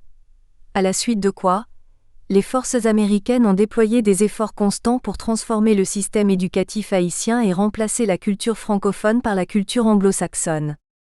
La politique des occupants était renforcée par la position des intellectuels haïtiens, partisans de la culture anglo-saxonne, comme Edmond Paul et Auguste Magloire qui considéraient que le régime intellectuel haïtien est une imitation servile, illogique et dangereuse du régime français. À l'encontre, on trouve la résistance farouche des intellectuels haïtiens qui voulaient garder intacte la culture francophone. Par exemple, Georges Sylvain, le premier président de l'Alliance française fondée en Haïti à la fin du XIXe siècle, déclarait « La vérité, messieurs, la voici. Plus nous saurons préserver notre culture française, plus nous aurons de chances de garder notre physionomie d'Haïtien. » Selon Charles Tardieu, cette polémique entre les intellectuels appartenant aux différentes classes d'élite haïtienne se fonde sur le rejet de l'héritage culturel africain, jugé inférieur. Cette recherche d'identité culturelle s'opère en dehors des besoins et des aspirations des masses paysannes analphabètes qui n'ont pas accès à la culture francophone ou anglophone. Cependant, parallèlement aux deux courants précédents, émerge un troisième courant nationaliste. Les intellectuels de ce courant s'identifiaient à un passé ethno-culturel africain. Cette recherche d'identité a donné naissance plus tard au courant littéraire indigénisme avec la génération de la Ronde, ensuite les griots, deux mouvements de ce courant littéraire. L'anthropologue haïtien, Jean Price Mars, par son ouvrage maître et pionnier Ainsi parla l'oncle, 1928, est considéré comme le père de ce courant littéraire. Ainsi, l'occupation américaine avait produit des effets contraires chez les Haïtiens nationalistes et francophiles. Tardieu l'explique en ces termes. La résistance d'une certaine élite francophone et francophile peut être illustrée surtout par les prises de position de Dantès Bellegarde. La naissance des mouvements littéraires nationalistes et anti-américains marquera la scène culturelle et intellectuelle d'Haïti et préparera la voie à l'émergence d'une conscience bourgeoise nouvelle se réclamant de l'indigénisme et de l'africanisme. Du point de vue politique et économique, les conditions étaient réunies pour l'occupation américaine. La crise généralisée des structures de l'État haïtien s'aggravait au début du XXe siècle. Les classes dirigeantes, déchirées par des conflits politiques, étaient incapables de s'entendre pour diriger le pays. Cela se traduit par une crise politique de 1908 à 1915. Pendant cette période, le pays a connu 7 présidents. La plupart se sont succédés à la faveur de coups d'État violents. Désireux de contrôler Haïti, les États-Unis ont profité de cette crise d'État pour exploiter et même susciter certains événements, et justifier leur intervention directe. Dans la logique de la doctrine de Monroe, l'Amérique aux Américains, émise depuis 1823 par les États-Unis en concurrence avec les puissances européennes pour le contrôle économique et politique des anciennes colonies, l'occupation américaine permettait le réalignement formel d'Haïti sur l'Amérique du Nord, au détriment des pays de l'Europe, en particulier de la France. En 1911, des banquiers américains ont acheté la Banque nationale d'Haïti qui était en faillite. En avril 1915, les fonds de réserve de la Banque centrale de l'État haïtien, déposés à la Banque nationale de France, sont transférés aux États-Unis d'Amérique. Ainsi, le contrôle budgétaire de l'État haïtien est mis sous la tutelle des Américains. Les entrepreneurs américains s'imposaient aussi à Haïti, par d'autres voies. Entre 1906 et 1910, ils ont obtenu des dirigeants haïtiens des contrats leur permettant d'implanter leurs industries d'extraction des produits minéraux et végétaux du pays. Pendant les 19 ans de l'occupation, 1915 à 1934, les États-Unis ont tenté de mettre en place des infrastructures pour défendre leurs intérêts et contrôler Haïti même après leur présence physique dans le pays. Mais, certains observateurs se demandent en quoi Haïti représente un intérêt économique pour les États-Unis. Les raisons suivantes peuvent expliquer cet intérêt. D'abord, dans le contexte du conflit international, Première Guerre mondiale, les États-Unis voulaient utiliser les pays du bassin des Caraïbes pour contrôler le canal de Panama, le pont maritime international qui relie les continents. Du point de vue industriel, les États-Unis voulaient aussi se servir d'Haïti et des autres pays des Caraïbes comme greniers, pour extraire des matières premières nécessaires au développement de leurs industries. Ensuite, Haïti représentait un marché pour écouler les produits industriels finis. Enfin, les États-Unis voulaient profiter d'une main-d'œuvre haïtienne à bon marché, nécessaire au bon fonctionnement de leurs entreprises. 2. Les tentatives de contrôle du système éducatif par les occupants américains. Pour atteindre leurs objectifs, les occupants américains cherchaient à transformer les institutions de la vie nationale d'Haïti, en particulier les institutions scolaires. La politique scolaire des occupants visait à réformer le système éducatif haïtien selon le modèle américain et à s'en servir comme moyen d'assurer le développement économique et la stabilité politique du pays. Mais, le système éducatif haïtien était déjà modelé sur le système éducatif français et influencé par les écoles congréganistes assurées par des missionnaires catholiques français. La reproduction de la culture française était aussi assurée par les parents, qui envoyaient leurs enfants poursuivre leurs études en France. Pendant l'occupation américaine, l'administration scolaire haïtienne fut maintenue, mais les dirigeants haïtiens n'avaient aucun pouvoir de décision. Leurs faits et gestes devaient être approuvés par les conseillers représentants du département d'État américain. Il dépendait du conseiller financier des États-Unis. Cette double administration et un programme d'action étaient régis par une convention signée en août 1915 entre les deux gouvernements. Les Américains voulaient contrôler le secteur éducatif haïtien. Ils avaient déjà adopté cette stratégie dans d'autres occupations militaires aux Philippines, à Cuba et à Porto Rico. Le gouverneur Cameron Forbes l'exprimait ainsi: suivant l'esprit de leurs institutions, l'éducation est presque la première chose à retenir l'attention des Américains aux Philippines. La stratégie de mise sous tutelle de l'éducation haïtienne était menée principalement sur 3 fronts. La neutralisation du ministère de l'Instruction publique, l'investissement dans la formation professionnelle et technique, les bourses d'études dans les collèges et universités américaines. 2.1. La neutralisation de l'instruction publique haïtienne. Cette neutralisation consiste à empêcher les nationalistes haïtiens, opposés à l'occupation, d'entreprendre des actions éducatives sans le contrôle ou la permission des occupants.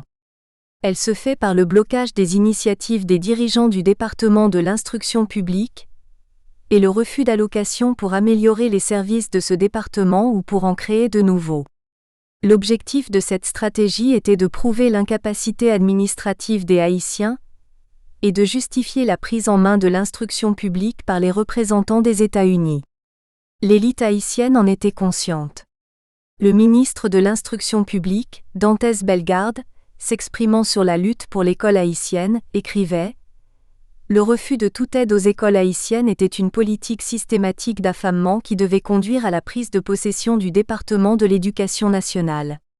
Aux écoles haïtiennes, écrit M. Arthur C. Millspo qui fut conseiller financier en 1928, était refusé tout moyen financier pour leur propre développement jusqu'à ce qu'elles fussent absorbées. La politique des affamement, que Bellegarde attribuait aux occupants américains consistait à faire crever, à réduire la résistance des nationalistes haïtiens qui luttaient pour sauvegarder leur autonomie. L'enjeu de cette lutte entre les nationalistes et les occupants était le contrôle du système éducatif et de l'appareil d'État. L'école était devenue un champ de bataille entre les concurrents. Les nationalistes haïtiens combattaient la présence des occupants américains. À cet effet, leur représentant au ministère de l'Instruction, Dantes Bellegarde, se proposait d'organiser un système scolaire national capable de servir de boulevard à la démocratie haïtienne. Devant la rébellion des dirigeants haïtiens contre leur présence, les occupants américains se donnaient la mission d'assurer la pacification du pays. L'éducation des masses paysannes, négligée par les dirigeants haïtiens, était le moyen privilégié d'atteindre cet objectif. Ainsi, malgré l'opposition de l'élite haïtienne, les occupants américains entendaient orienter l'instruction haïtienne selon leur perception des besoins du pays et en accord avec leurs intérêts. Haïtiens et Américains, avec des visions différentes, pensaient réformer l'éducation haïtienne. Il en résulta un rapport de force entre les deux camps, qui n'arrivèrent à aucun compromis ou coopération. Ainsi, aucun résultat tangible pour le développement scolaire d'Haïti n'a marqué cette période de 19 ans d'occupation. Au contraire, la fréquentation scolaire a diminué. Selon Pamphile, il y avait en 1922 un total de 709 écoles pouvant accueillir un effectif de 43 675 élèves sur une population de 2 038 890 habitants, dont 349 863 étaient en âge scolaire. Mais seuls 29 961 élèves fréquentaient les écoles, soit 12,5% d'inscrits de la population d'âge scolaire. En observant les dépenses pour l'instruction, on remarque qu'Haïti dépensait relativement beaucoup moins que les pays voisins qui étaient aussi annexés ou occupés par les États-Unis. Tableau 8. Dépenses scolaires en Haïti et dans les pays voisins sous l'occupation américaine en 1920. Source Pamphile, l'éducation en Haïti, sous l'occupation américaine. 1915 à 1934, Opsite, 1988, page 107. En 1920, pour une population de 2 500 000 habitants, Haïti dépensait pour les écoles $340 000, soit 2 fois moins que Cuba, $700 000, qui a une population de la même importance qu'Haïti. Pour une population 2 fois moins nombreuse, Porto Rico dépensait à peu près la même somme qu'Haïti, 400 000 $, pour une population 3 fois moins nombreuse, la républicaine dominicaine dépensait 4 fois plus, 1 500 000 $. Pour améliorer le système éducatif haïtien, les Américains avaient proposé qu'un comité de gestion soit formé d'un côté par 3 Haïtiens dont le ministre de l'Instruction publique, l'archevêque de Port-au-Prince et un fonctionnaire nommé par le président de la République. De l'autre côté, 3 Américains dont le ministre plénipotentiaire américain, l'ambassadeur, le conseiller technique, représentant américain dans l'enseignement haïtien, et un fonctionnaire du traité nommé par le ministre américain. Cette proposition avait été rejetée par les dirigeants haïtiens, qui n'acceptaient pas l'ingérence des Américains dans l'enseignement haïtien. De leur côté, les Américains considéraient les Haïtiens comme incompétents pour administrer efficacement le système d'enseignement. D'après le surintendant américain, Bourgeois, c'est un fait incontestable que les Haïtiens sont incapables d'administrer d'une manière adéquate le système scolaire. Il rejoignait la position du général Barnett, qui croyait que les Haïtiens étaient incapables d'autogouvernement. Selon lui, les habitants qui sont jusqu'ici incapables de comprendre les règles de conduite intellectuelle et morale, doivent être gouvernés par l'exercice ou l'emploi de la force jusqu'à ce que l'éducation, dans une génération ou deux, puisse établir le règne de la raison. Le projet de Bourgeois était approuvé par les autres autorités américaines. Celles-ci avaient compris qu'Haïti avait besoin d'un grand nombre d'écoles primaires, le plus sûr moyen de pacifier le pays. Ainsi, Thomas Snowden, gouverneur militaire à Santo Domingo et représentant militaire des États-Unis en Haïti, considérait « L'éducation est l'élément civilisateur par excellence pour éradiquer le vaudou et les autres superstitions dues à l'ignorance rampante en Haïti. On ne saurait recourir à d'autres moyens plus efficaces qu'à l'établissement en tout lieu d'écoles primaires. Mais seuls des professeurs blancs civilisés et instruites peuvent mener à bien cette tâche. » Les nationalistes haïtiens avaient résisté à cette politique impérialiste et à tendance raciste, en souvenir de l'esclavage racial à l'époque coloniale. De là, l'antagonisme se renforçait entre les deux camps. De 1915 à 1920, le budget pour l'enseignement stagnait, passant de 423 061 $,80 à environ 400 000 $. Du côté haïtien, après Bellegarde, 1918 à 1920, c'était le piétinement. De 1921 à 1930, l'instruction publique avait connu 10 ministres. Aucun n'avait eu le temps de faire œuvre durable. Entre-temps, les effectifs scolaires évoluaient au ralenti. En 1927, on pouvait compter 91 796 élèves inscrits dans les écoles publiques et privées, dont 71 503 étaient réguliers. Parmi les 836 écoles nationales, on pouvait compter 74 fermes-écoles, 4 écoles professionnelles de garçons et 2 de filles, créées sous l'égide de l'occupation américaine et pendant les 8 ans du gouvernement de Louis Borneau, 1922 à 1930, fidèle aux occupants. La politique des occupants américains menaçait aussi le monopole culturel de la France, enraciné dans le système scolaire haïtien. Ce qui occasionna une lutte de suprématie entre les deux puissances. En 1920, le gouvernement haïtien et le gouvernement français négocièrent un contrat de 3 professeurs agrégés de l'Université de France pour établir une école supérieure des lettres et des sciences en Haïti. Le conseiller financier américain mit son veto au projet. Il supprima aussi les bourses inscrites au budget haïtien, pour permettre aux jeunes gens de faire leurs études supérieures à Paris. L'ambassadeur français à Washington protesta, condamnant la politique scolaire américaine en Haïti comme visant à entraver la conservation et le développement de la langue. Nous espérons que vous avez apprécié cet aperçu. Pour continuer à écouter ce livre audio sur Google Play Livres, utilisez le lien dans la description de la vidéo.